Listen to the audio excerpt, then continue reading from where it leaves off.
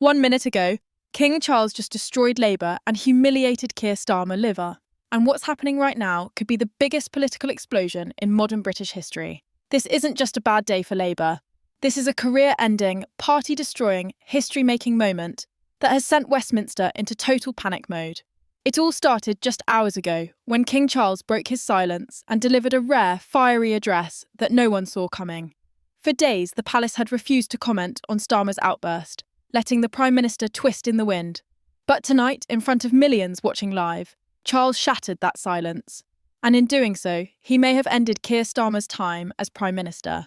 According to royal reporters, the King spoke with an intensity rarely seen in modern monarchy. He didn't mention Starmer by name, but everyone knew exactly who he was talking about. Britain's institutions are not costumes to be mocked, Charles said, his voice measured but cold. The monarchy exists to serve this nation, and I will always defend the dignity of that duty. Those words landed like a thunderclap across the country. Social media erupted within seconds. The King just ended Starmer, one user posted, as clips of the moment spread like wildfire. This was no ordinary royal statement. For the King to step into politics so publicly is almost unheard of. Palace sources say Charles agonised over whether to speak at all. But Labour's open rebellion against tradition left him no choice. A senior aide was quoted saying, "The King believes silence would have been seen as weakness." This was about drawing a line in the sand. And draw a line he did. The reaction in Westminster was instant and brutal. MPs who had been defending Starmer just yesterday are now vanishing from TV studios. Labour's WhatsApp groups are melting down with messages. Some MPs are furious, accusing Starmer of dragging the entire party into war with the Crown. Others are openly saying it's time for him to go before the party suffers permanent damage. One senior Labour figure reportedly texted colleagues, "It's over. We can't win this fight. We need a new leader before the next election or we're finished." And that was before the polls dropped. A brand new overnight snap poll conducted just minutes after the King's speech shows Labour has fallen another 6 points in a single day. They are now at 22%, their lowest number in nearly a decade.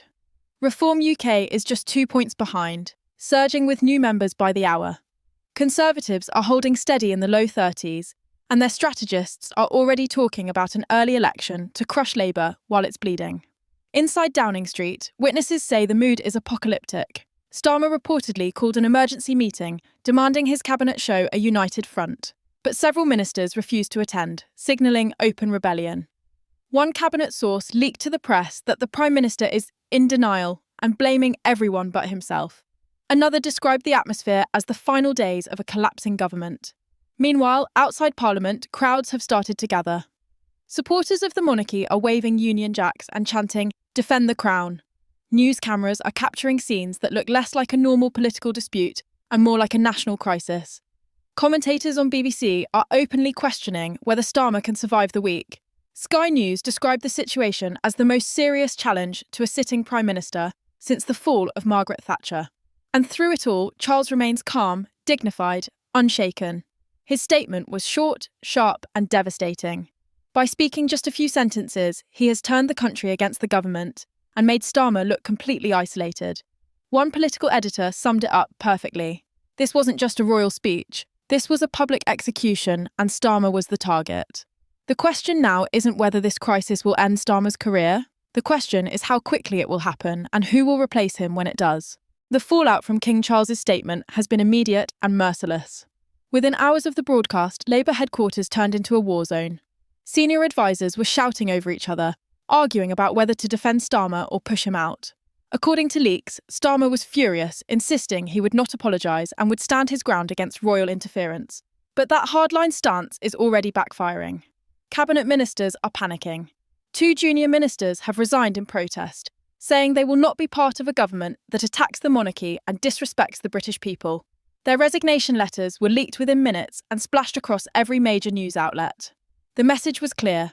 Labour is bleeding support from the inside. Even Starmer's closest allies are going quiet. Chancellor Rachel Reeves, normally the first to defend him, has not spoken publicly since the King's statement. Her silence is deafening, and Westminster insiders say she is already having private conversations about whether to run for leader if Starmer falls. Deputy Prime Minister Angela Rayner, on the other hand, has been seen meeting with backbench MPs late into the night. Those meetings are fueling speculation that she is positioning herself as the unity candidate to replace Starmer and calm the chaos. One MP told The Guardian, "Angela is quietly taking soundings. Everyone knows what that means. She's preparing for a leadership challenge, and it's not just Labour tearing itself apart. The political earthquake is shaking the entire country.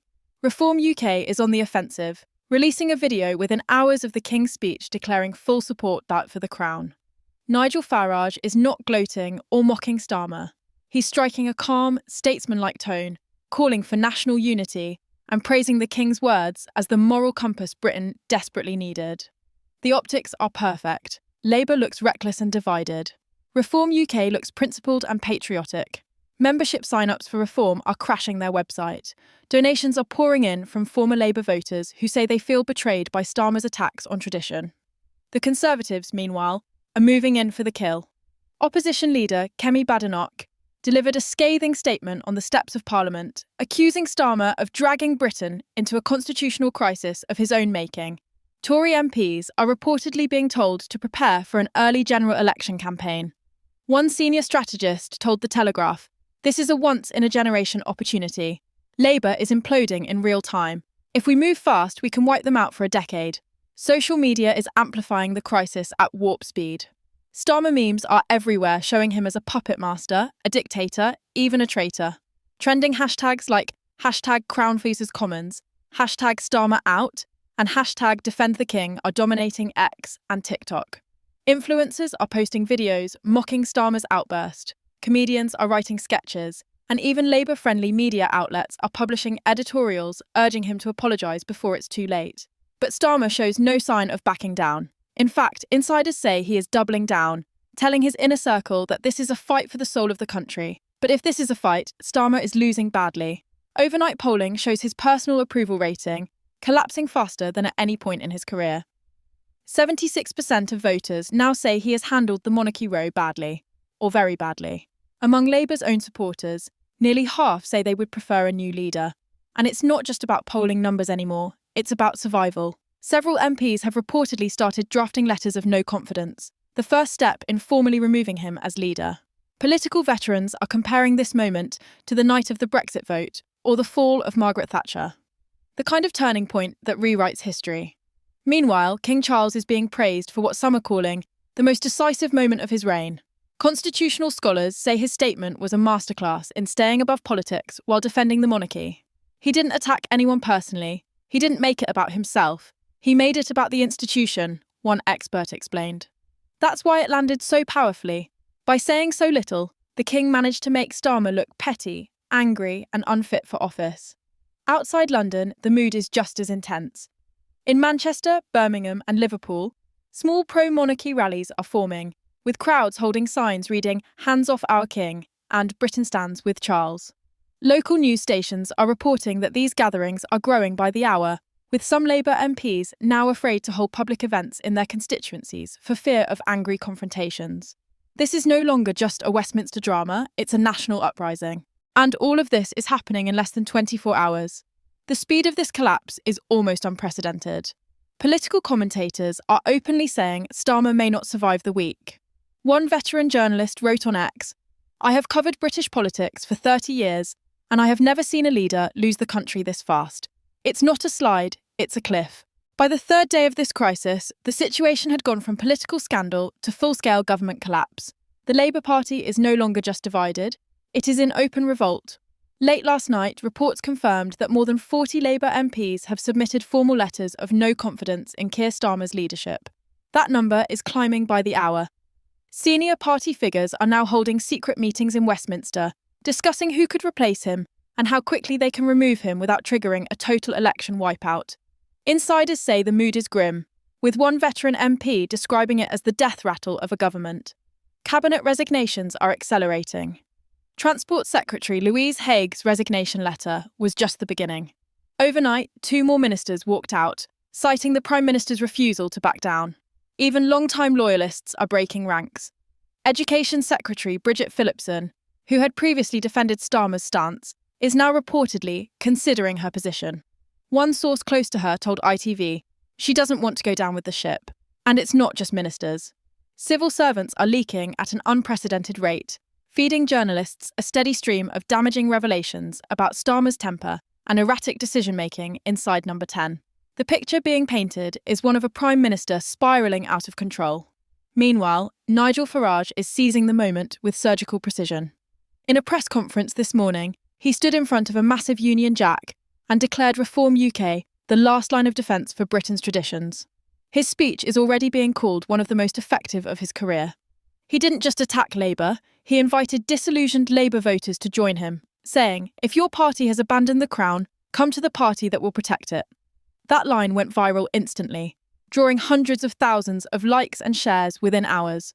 Reform UK's membership numbers are exploding, and party insiders say donations are flowing in faster than they can process them. For the first time in history, Reform is now polling ahead of Labour in some key northern constituencies. The Conservatives are quietly celebrating behind the scenes. Tory MPs are calling this a gift from heaven, with several openly urging Prime Minister Kemi Badenoch to call a snap general election while Labour is still in freefall.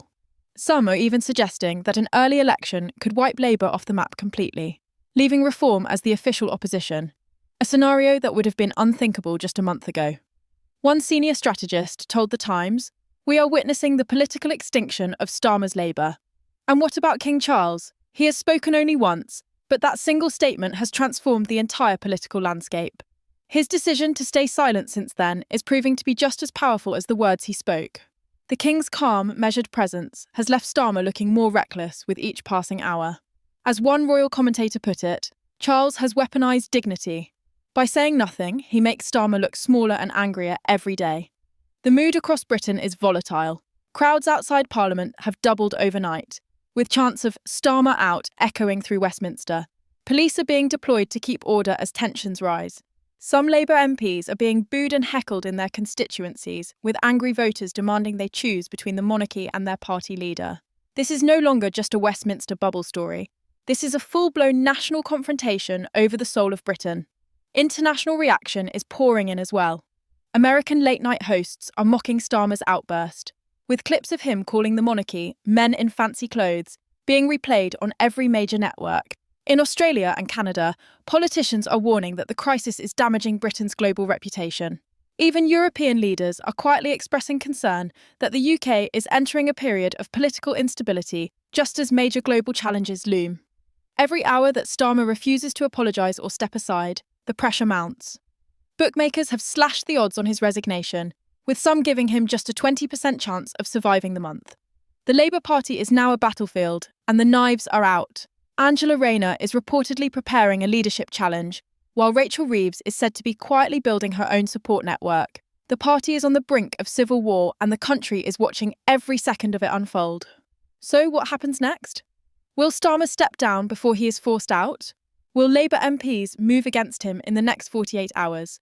Will Nigel Farage pull off the most shocking political upset in modern British history and replace Labour as the official opposition? And will King Charles break his silence again if the crisis deepens?